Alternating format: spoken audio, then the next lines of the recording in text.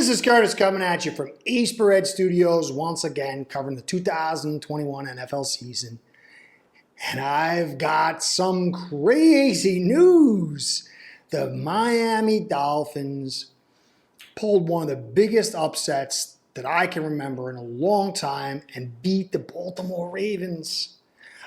I mean, in my wildest dreams, I never thought Miami could win. I mean, I felt like they could challenge them.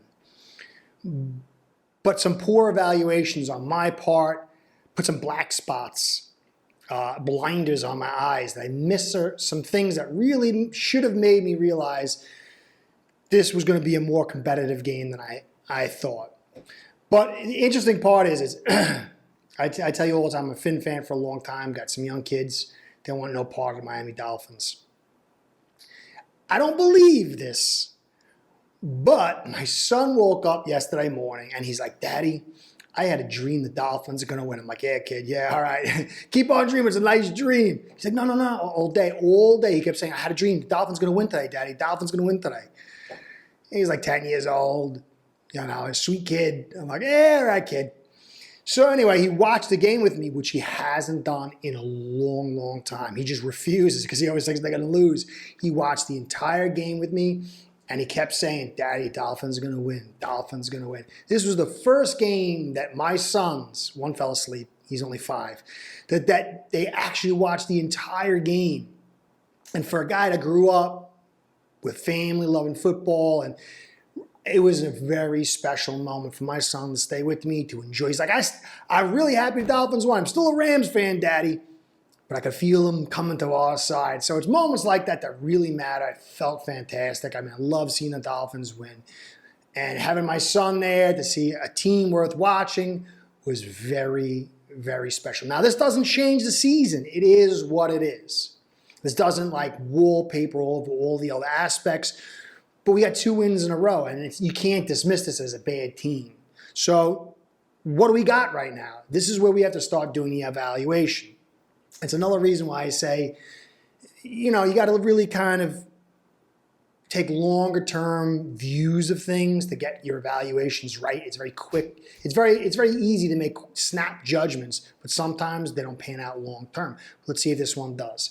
So the offensive staff managed to generate, I think, 15 points. There was some nice plays. That one play was beautiful. The pass to Gaskin, who then put it back to throw it back to Gaskin, however it went. It was beautiful. It was nice. There was some good calls. But there was also the screenplay in the red zone. And on a critical down, you run behind Eichenberg and Jackson. And there was some other things throughout it that, you know, I wasn't happy with. But they got the job done. And it was some good points. Probably one of the better overall kind of game plans. But you could still see this still highly limited. I was disappointed that Little didn't get a shot. Eichenberg is terrible. He's terrible at tackle. Jackson continues to get the whole penalties. He was holding all game, blown up most of the game, unless he was doubling. Terrible left side. I don't know what they're doing with that. But still, we generated 15 points. And then, you know, you have to ask yourself the whole Tua thing. I'm going to dig into that a little bit more. You know, all week long, we had to talk about Tua was actually benched and not really hurt. Hey, you guys have been watching me for a while during draft this just passed. Broke my foot, small ancillary bone in my foot.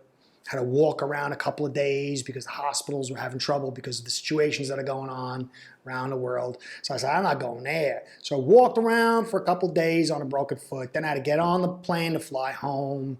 You know, just walk. And came back, got a cast on. My legs started cramping up because I got big calves. You know, I was running back. You know, I love doing like calf routines. So I was getting crazy Charlie horses. So I just cut the cast off, threw one of those boots on, and just kept walking around. Foot was pretty good. After a month and a half, never went back to doctors because they don't know what they're talking about. And then I started doing some kicks on the bag, and I felt something. I must have re-aggravated the fracture. And now I deal with a fracture all the time. I'm going to have to sometime take another month, 2 months off the foot, but I don't know when that's going to happen. So I understand personally what it's like to have a fracture. And what happens is I wake up in the morning, my foot looks fantastic. But if I walk around or do something, sit in the chair too long, it swells up like 3 times the size of my other foot. And this is what Tua is dealing with. People don't understand. And I'll say, is Miami Dolphins putting a whole show on? They have the trainer come up to him, put a towel over his hand, which is obviously ice underneath. He hits his hand on somebody, and he's going like, come on. He was hurt. And you can see on some of the throws, there was a little taken off. And as you use it, the swelling happens, and it happens fast. And this is one of the reasons probably why Tua didn't get inserted till later. Because also they didn't know what was going to happen with this game. This is a brutal defense. It's a brutal team. So when Brissett gets injured and Flores got the temperature taken of his team, he could have easily said, hey, I don't like this guy too. I'm sticking it to him. Brissett, he had one bad drive. Come on back in. I want you to get this big win. He didn't. He told Brissett to sit down, even though Brissett was trying to get in, and he stuck with Tua. And people say, well, why didn't you stick with him the whole game? Again, you don't know what the temperature of this game is. And the fact is, people were preparing. The Ravens prepared probably mostly for Brissett. And then mid-game to have Tua come in. He could do a lot of other things, whether you think he could do it at a high level or not, then Brissett, and it really caught the Ravens off guard. And Flores stuck. Because if Flores brought Tua in and they lost this game, what would have been said? So it took a set to keep this kid in, and you wouldn't do it if you hate this kid, as the media is saying. You wouldn't do this if you didn't think the kid sucked. So there's more than what the media is painting. But we get that. Now, the defense is all about, this game was all about defense. What a defensive showing. And people are saying, well, what did Flores just step in? He's calling the plays. He really took ownership of this because he's got some agenda. If you go back and look at week 1, Patriots game was won by the defense. Week 2 against the Bills, Dolphins held Allen to like 14 points until like midway through the third. They had the one big run aside, whatever. And then most of it was really holding Allen. And then there was the Colts game, there was the Raiders game. All these games, the defenses were in it. Yes, they made some critical third down faux pas. But you have to understand, that's part of this defense. And what people really forget sometimes, because the media portrays things a certain way, they say that football is 1 + 1 = 2. This is not football. 1 + 1 could equal 3. 1 + 1 could equal 2. It could equal 5, 9, 7, 0. It depends on the matchups.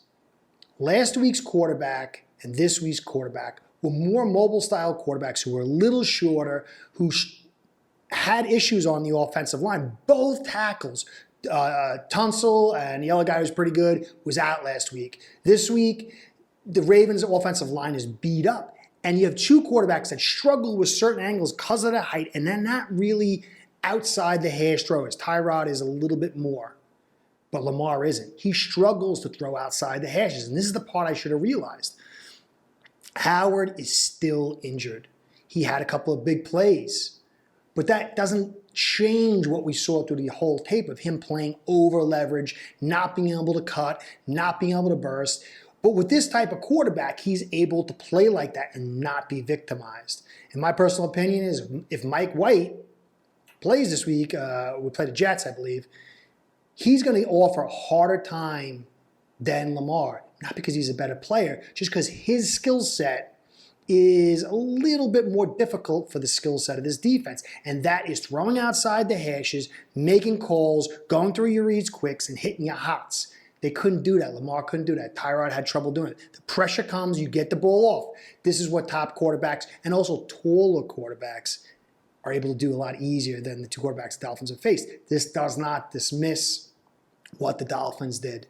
They did a great job. It was a great game plan. Josh Boyer did a very good job, excellent job, kind of the same job. But these last 2 weeks, these offenses were perfect for what Miami likes to do. And the offense by the Dolphins wasn't totally incompetent. Just look at the time of possession that had gone on previously before this. Sometimes the Dolphins' defense was on the field 15 minutes more, sometimes more than that. So we got a perfect situation, a perfect team, and it turned out to be a great, great win. So again, I talked about how there's certain people in the media that you could tell have intellectual honesty, journalistic integrity, and then there's others that just don't. They know that people are going to bite on low-hanging fruit, and that's all they offer. Everybody makes mistakes. I make mistakes all the time. But you got to own up to it, and you can't have mistakes. There's one guy out there, I'm not even going to name him. He's saying that Shane Gailey sabotaged Tua. This little interview of his happened like 4 months after Tua came out and said, I didn't know the playbook, didn't feel comfortable with it, wasn't able to handle pre-snap, post-snap, alerts, audibles, line of scrimmage command, and I didn't feel healthy. I wasn't able to run, cut, throw to receivers, and my hip feels 10 times better. And his take is Shane Gailey was sabotaging. The same guy was saying, Flores, there's a divide in the team. Landon Roberts was talking to Tua in the middle of the game, angry. The team was breaking up because Flores was cutting to all BS. Total lies, total lack of journalistic integrity. We see it here. Again, Flores. This team played extraordinarily hard from beginning to end. If there was a division in the team, last week it was because they're just fighting for their jobs. There's always a reason, but no evidence. So all you got is Flores saying, Tua's our quarterback, he needs work, team fighting for him and playing for him. And then the media says, oh no, the team's divided and Flores doesn't want Tua. So what are you supposed to believe? I believe in evidence. I believe what I see in reality, not somebody's opinion. This game clearly shows that Flores believes in Tua to some very high level. And this team has not quit. They're pretty unified, and they're fighting for their coach. Big, big, big win in that regard.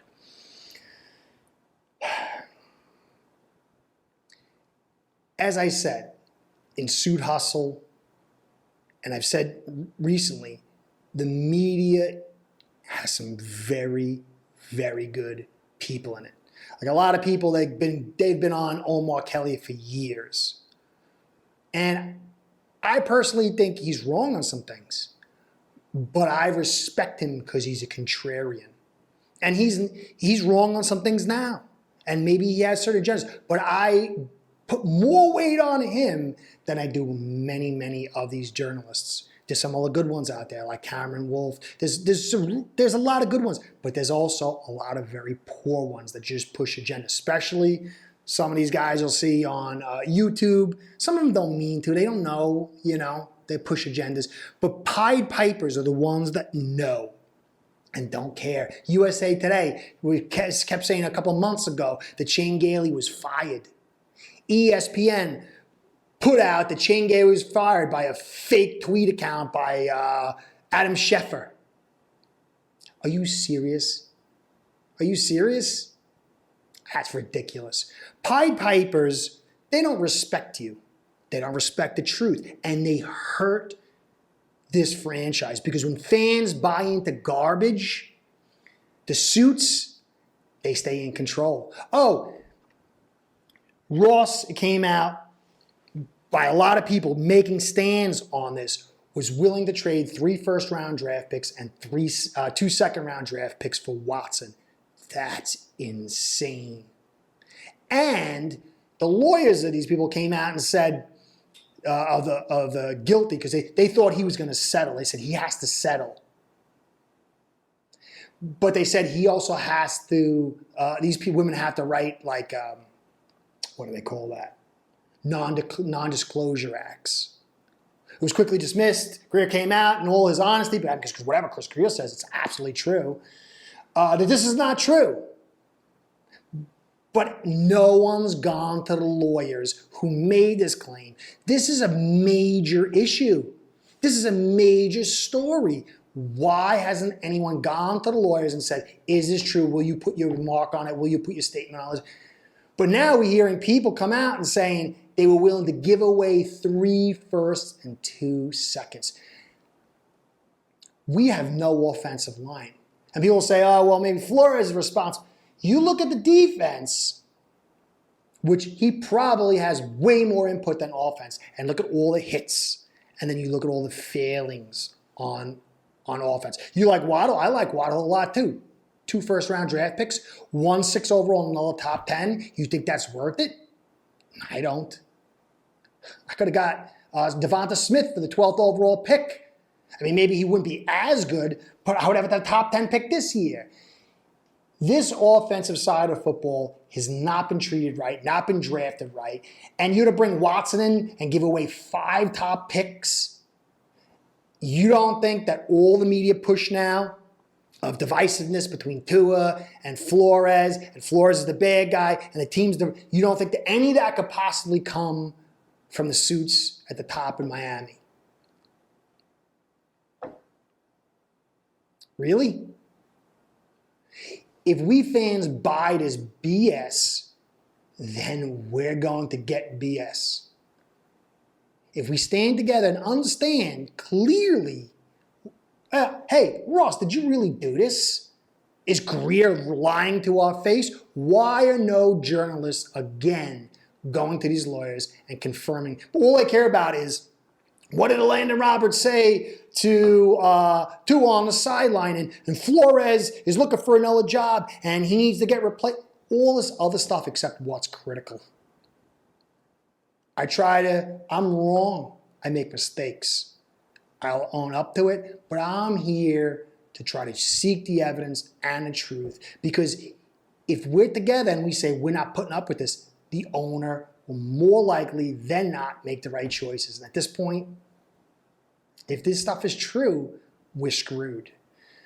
But it was good to get a great game.